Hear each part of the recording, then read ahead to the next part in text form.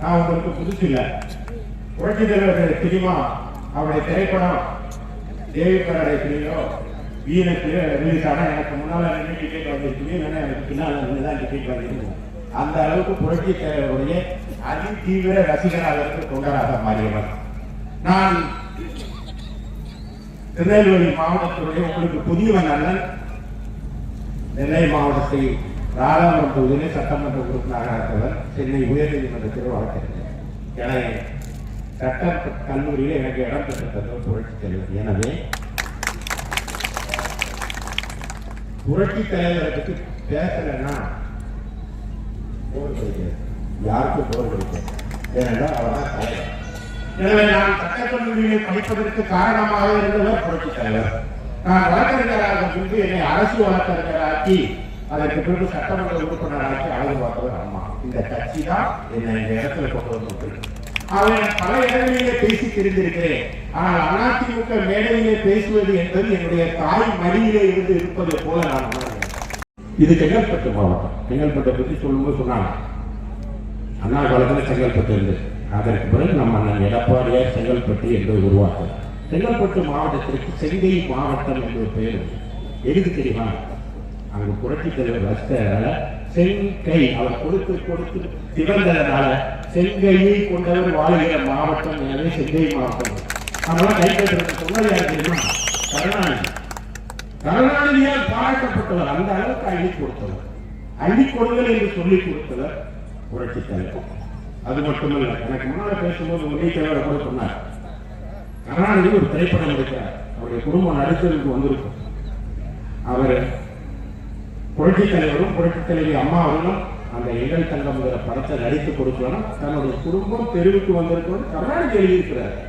அந்த திரைப்படத்திற்கு இசையமைப்பாளர்கள் உட்கார்ந்து ஒரு பாட்டு ரெடி பண்றாங்க. அப்ப அந்த ரெக்கார்டிங்க்கு முன்னாடி அந்த பாட்டுக்கான மெட்டை எம்எஸ் விஸ்வநாதன் தன்னுடைய ஆர்மோனிய பெட்டியிலே வெள்ளை கருப்பு வெள்ளை கட்டைகளுக்கிடையே விரலை வைத்து வித்தகத்தை காட்டி அந்த இசையை மிக ரசியை விடுகிறார். தக்கன்னா தனக்கனா என்று சொல்லுகிற அந்த இசை பெட்டியிலே அவருடைய விரல் நடனமாகிற போது நல்ல இசை கவர்ந்து வருகிறது. அதற்கான வார்த்தைகளை வாலி சொல்கிறார், நான் அளவோடு ரசிப்பது. அடுத்த வரை என்ன என்று சொல்லலாம் என்றால், அன்றைக்கு பக்கத்தில் இருந்த கருணாநிதி அவர் தான் அந்த படத்துக்கு ப்ரொடியூசர் சொல்கிறார், நான் எதையும் அளவின்றி கொடுப்பவன் என்று புரட்சி தலைவர் சொல்றவர். இன்னைக்கு கருணாநிதியோட பேரை சொல்றான், அதிமுக கொள்கை தலைவர் புரட்சி தலைவர். யாரை பார்த்து பேசுறீங்க? புரட்சி தலைவர் என்று சொன்னதும் நம்முடைய ரத்த நாளங்களிலே இருக்கிற வெள்ளை அணுக்களும் சிவப்பு அணுக்களும் துடித்து எழுகிறது. அனைத்து அண்ணா திராவிட முன்னேற்ற கழகத்தினுடைய தோல் எழுந்தால் கோட்டை கொத்தளத்திலே உட்கார்ந்து இருக்கிற திராவிட முன்னேற்ற கழகத்தினர் வீழ்வார்கள். இது சரித்திரம். இதுதான் அதிமுக வரலாறு. புரட்சி தலைவர் என்று சொன்னது கர்வம் இருக்கிறது. எந்த எப்பேற்பட்ட தலைவரிடம் நாம் வந்தோம், எப்பேற்பட்ட தலைவருடைய கட்சி இது. ஒரே ஒரு விஷயத்தை சொல்கிறேன். பிடி சரஸ்வதி என்ற அமைச்சர், அந்த அமைச்சர் புரட்சி தலைவி அம்மா அவரோட புரட்சி தலைவருடைய அரசியலே அமைச்சர். இங்க இருக்கிற மூத்தவங்களுக்கு தான் தெரியும். சமூக நலத்துறை அமைச்சராக இருந்தார். முதலிலே புரட்சி தலைவர் ஆட்சி அமைக்கிற போது அவர் அமைச்சர். அவர் தன்னுடைய வாழ்வின் அந்திம காலத்தில் இருக்கிற போது அவருக்கு குடும்பத்தில் ஒரு வழக்கு. நான் சென்னை உயர்நீதிமன்றத்திலே வழக்கறிஞர். அவர் என்னை தேடி வந்து தன்னுடைய வழக்கை நடத்தி கொடுக்க வேண்டும் என்று கேட்டார். அந்த வழக்கை நடத்தினோம், வெற்றி பெற்றோம். வெற்றி பெற்றதும் அவர் வந்து கேட்டார், உங்களுக்கு நான் எவ்வளவு வழக்கறிஞர் கட்டணம் ஃபீஸ் எவ்வளவு தர வேண்டும் என்று கேட்டார். நான் சொன்னேன், புரட்சி தலைவருடைய பதவியிலே இருந்தவர், புரட்சி தலைவருடைய அமைச்சர்கள்.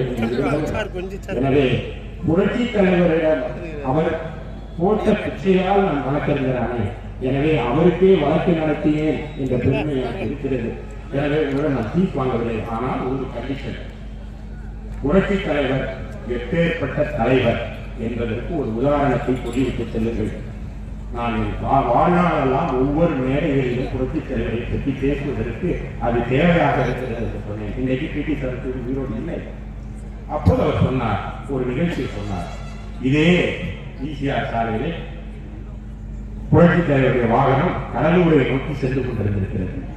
அந்த வாகனத்திற்கு பின்பாக பிடி சரஸ்வதி அம்மையார் அமைச்சர் என்ற வகையில் அவர் பின்னாலே சென்று கொண்டிருக்கிறார். நிறைய வாகனங்கள் போகுது. அந்த வாகனம் கடலூரை நெருங்குகிற போது, காட்டுப்பாதையை செல்கிற போது தூரத்திலே ஒரு பெண்மணி தலையிலே விறகை சுமந்து கொண்டு வேகாத வெயிலிலே ஒற்றை கால்களிலிருந்து செருப்பு இல்லாமல் நடந்து சென்று கொண்டிருக்கிறார். வேகாத வெயில், கார் ரோடு. புரட்சித் தலைவருடைய கார் அந்த இடத்தை கடந்து சென்றிருக்கிறது. உடனடியாக டிரைவரிடம் சொல்லி வண்டியை நிறுத்த சொல்லி புரட்சித் தலைவரை இறங்கி நடந்து வந்து அம்மையாரிடம் வந்து நின்றிருக்கிறார். உடனே புரட்சித் தலைவர் முதலமைச்சர் அவரை இறங்கி வந்து விட்டார்கள். அதிகாரிகள், போலீஸ் அதிகாரிகள், காவல்துறை நண்பர்கள், மற்ற அதிகாரிகள் எல்லாம் இறங்குவாங்க. பின்னால போன கட்சிக்காரங்க, அமைச்சர்லாம் பின்னாலே போறாங்க. புரட்சித் தலைவர் அந்த அம்மாவுடைய காலை பார்த்து கொண்டே பேசினாராம். கேட்டாராம், அம்மா இந்த வயசுல நீங்க இந்த விறகு சுமக்கணுமா ஏமா என்று கேட்டபடி காலை பார்த்து கொண்டு மற்றவர்கள் காலையும் ஒரு கண்ணோட்டமாக பார்த்திருக்கிறார். அனைவரும் ஆண்கள். எனவே ஷூ போட்டிருக்காங்க, இன்ஸ்பெக்டர்லாம் ஷூ போட்டிருக்காங்க, போலீஸ்காரங்கெல்லாம் ஷூ போட்டிருக்காங்க, கூட ஐஏஎஸ் ஆஃபீஸர்லாம் ஷூ போட்டிருக்காங்க, எல்லாமே ஆண்கள். அப்படி இருக்கும்போது பிடி சரஸ்வதி வந்து அந்த இடத்துல நின்றிருக்கிறார். உடனே பிடி சரஸ்வதி காலை பார்த்து உடனடியாக இந்த செருப்பை கலட்டி கொடுங்கள் என்று சொன்னாராம். உடனே பிடி சரஸ்வதி போட்டிருந்த செருப்பு மிக உலகில் இருந்த பேட்டா செருப்பு போல இருக்கு. உடனே அவர்கள் அதை கொடுப்பதற்கு தயங்கி என் காரில் பாத்ரூம் கப்பல் இருக்கிறது எடுத்து வருகிறேன் கண்டித்த புரட்சித் தலைவர். அதனால அவர் தலைவர் இந்த செருப்பை கலட்டி கொடுங்கள் என்று சொன்னாராம். உடனடியாக செருப்பை கலட்டி கொடுத்தது அந்த பெண்மணி போட்டிருக்கிறார். மீண்டும் கேட்காராம், ஏமா இந்த வெயில உங்களுக்கு இந்த வெயில இப்படி வரீங்கள, ஏன் உங்க வீட்டுல யாருமே இல்லையா என்று கேட்ட போது அந்த பெண்மணி அந்த வறுமை அவருடைய உடலை கேள்விக்குறியாக்கி வைத்திருந்தது. முதுமை அவருடைய முகத்திலே கோலம் போட்டிருந்ததனால் சுருக்கங்களோடு நிறைந்த அந்த முகத்தோடு சொன்னாராம், எனக்கு ஒரு மகன் இருக்கிறான், அவனுக்கு திருமணம் ஆகிவிட்டது, அவனுடைய குடும்ப பாதை பார்ப்பதே அவனுக்கு பெரிதாக இருக்கிறது, என்னுடைய கணவர் வயதானவர் வீட்டிலே இருக்கிறார், எனவே நான் அன்றாடம் உழைத்து இந்த விறகுகளை கொண்டு போய் விட்டுதான் என் வயிற்றை நிரப்புகிறேன் என்று சொன்னார். உடனே புரட்சி தலைவர் சொன்னார், அங்கே இருக்கிற கலெக்டரை அழைத்து இவர்களுக்கு ஏதாவது செய்ய முடியுமா, உடனடியாக ஆணை கொடுங்கள் என்று சொன்னார். முதல்வர் என்ற ஒரு திரைப்படம், அதுல அர்ஜுன் முதலமைச்சர் அவர்களோட கைப்பிடிப்பார். இதெல்லாம் கற்பனை அல்ல, புரட்சி தலைவர் உத்தரவிட்டிருக்கிறார், அங்கே உத்தரவிட்டிருக்கிறார். உடனடியாக ஒரு ஆணையை கொடுங்கள் என்று சொன்னதும் அந்த அம்மாவுக்கு மாதாவாக ஒரு தொகை வருகிற மாதிரி வந்து சொல்லலாம். ஓகே, அடுத்து என்ன செய்வீர்கள் என்று கலெக்டர் கேட்டிருக்கிறார். ஒரு வீடை வழங்கி விடலாம் என்று சொல்லியிருக்கிறார். உடனடியாக அங்கேயே உத்தரவு போடுங்கள் என்று கலெக்டரிடம் கையெழுத்து வாங்கி உத்தரவை போட சொல்லிவிட்டு காரை கிளப்பி உடனடியாக கவலை சொல்லியிருக்கிறார். இது ஒரு காட்சி. ஒரு 3 மாதங்களுக்கு பின்பு பிடி சரஸ்வதி அதே வழியிலே காரில் இருந்திருக்கிறார். அப்பொழுது அதே பெண்மணி தலையிலே அதே மாதிரி ஒரு விறகு சுமையை சுமந்து கொண்டு போய் கொண்டிருக்கிறார். பிடி சரஸ்வதி அமைச்சராக இருக்கிறார். அப்பொழுது அந்த இடத்தை தாண்டி காரை நிறுத்தி இறங்கி அந்த அம்மாவிடம், பெரியம்மா என்னை நினைவு இருக்கிறதா என்று சொல்லும். நினைவு இருக்கிறது, எங்கள் தலைவர் புரட்சி தலைவரோடு வந்தி அல்லலாமா, உன்னை நினைவு இருக்கிறது, உன்னை மந்திரின்னு சொன்னாங்களாமா, நீ கொடுத்த செருப்பத்தாமா நான் இன்னும் போட்டிருக்கிறேன் என்று சொன்னார்களாம். உடனே அவர் கேட்டிருக்கிறார், பிள்ளைகள் நல்லாக இருக்கிறார்களா, உங்க மகன் நல்லா இருக்காங்களா என்று கேட்டதும் என்னுடைய 2 பிள்ளைகளும் நன்றாக இருக்கிறார்கள் என்று சொன்னார்கள். இந்த அம்மாவுக்கு அதிர்ச்சி. அன்னைக்கு சொல்லும் போது கணவர் வயதானவர் வீட்டில் இருக்கிறார், ஒரு மகன் அவனுக்கு திருமணமாகிவிட்டது, அவன் குடும்பத்தோடு இருக்கிறார், அவனுடைய பாதை பார்ப்பதற்கே அவன் கஷ்டமாக இருக்கிறது என்று சொன்ன பெண்மணி இப்பொழுது 2 மகன் என்று சொல்கிறாரே, அப்போது தலைவரை இவன் ஏமாற்றி இருக்கிறார் என்று எண்ணிக்கொண்டு, ஏன் பெரியம்மா நீங்கள் 2 பிள்ளைகள் என்று சொல்கிறீர்களே, உங்களுக்கு ஒரு மகன் தானே உண்டு அன்றைக்கு தலைவர் சொன்னீர்கள் என்று கேட்டதும் அந்த தாய் சொன்னாராம். இப்படி சொல்லும் போது இது கண்ணிலே கண்ணியை கட்டி இருக்கிறது, எப்பேற்பட்ட தலைவன் பாருங்கள். அந்த அம்மா சொன்னாரா, ஆமா எனக்கு இப்பொழுது 2 மகன்கள், ஒரு மகன் ஊரிலே இருக்கிறார், இன்னொரு மகன் ராமச்சந்திரன் கோட்டையிலே இருக்கிறார் என்று சொன்னார். இதுதான் அந்த இயக்கத்தின் சார்பிலே நடக்கிற இந்த பொதுக்கூட்டத்திலே கலந்து கொள்வதிலே உங்கள் அனைவருடைய புரட்சித்தலைவருடைய ஆன்மா மேலே இருந்து நம்மை பார்த்துக் கொண்டிருக்கிறது. இந்த இயக்கம் புரட்சித்தலைவர் அம்மாவுக்கு பிறகு இருக்காது என்று சொன்னார்கள். இன்னைக்கு ஸ்பெயின் நாட்டிற்கு ஓடுகிறார் ஒரு தலைவன். எதற்காக தெரியுமா? பாரதிய ஜனதாவோடு ரகசிய கூட்டணி பேசுவதற்கு போயிருக்கிறார். ஆட்சி அதிகாரம் போய்விடப் போகிறது என்பதற்காக மத்திய அரசோடு இணக்கமாக போவதற்கு ரகசிய பேச்சுவார்த்தை நடத்துவதற்கு நாடு விட்டு நாடு போயிருக்கிறார். இந்த இயக்கம் எப்பேற்பட்ட இயக்கம்! புரட்சி தலைவர் அம்மா அவர்கள் புரட்சி தலைவர்கள் உருவாக்கிய இயக்கம். இது இறை மக்களால் நடத்தப்படுகிற இயக்கம். எனவேதான் எடப்பாடி எங்கிருந்து வந்தார், எங்கிருந்தோ வந்தால் இடைச்சாதி நாங்கள் என்றால் இதுவரை யாம் தரவே என்ன தவம் செய்து விட்டோம் என்றார். இது கண்ணனுக்கான பாட்டு. நம் அண்ணனுக்கு ஒரு பாட்டு இருக்கு தெரியுமா? இங்கிருந்துதான் வந்தான், எடப்பாடி நான் என்றார்.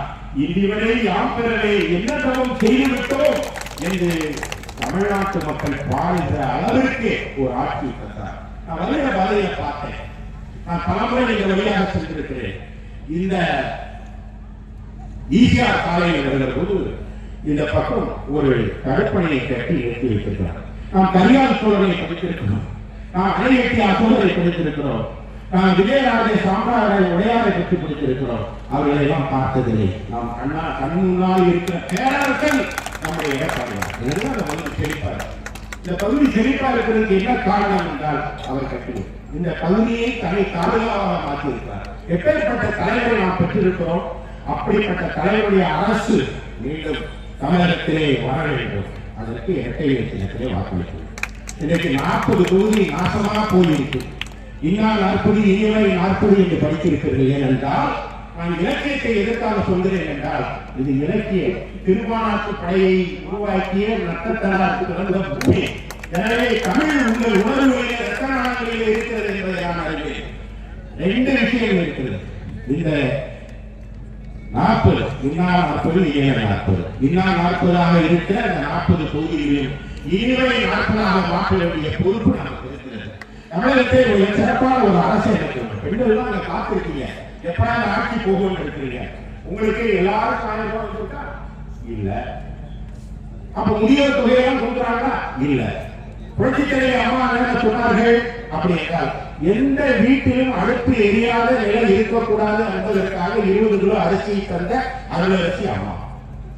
எந்த வீட்டிலும் பெண்கள் ஒரு பெண் குழந்தை பிறந்து விட்டால் அந்த பெண் வளர வளர அந்த தாயுடைய வயிற்றுல ஒரு தீ வளரும். இந்த பிள்ளை எப்படி கல்யாணம் பண்ணி கொடுக்க போறோம், இந்த பிள்ளை எப்படி வாழ்க்கையில கடத்தி விட போறோம், கை தூக்கி விட போறோம்ங்கிற பயம் பெற்றோருக்கு தாய்க்கு அதிகமா இருக்கும். ஆனால் நான் இருக்கிறேன் தாயாய் என்று புரட்சித் தலைவர் அம்மா 8 கிராம் தங்கத்தை தந்த நம்முடைய எங்கள் தங்கத்தினுடைய நாம் எங்கள் தங்கம் நமக்கு தந்த தங்கத்தின் தங்கம் புரட்சித் தலைவர் அம்மா. லேப்டாப் தராங்களா இல்ல.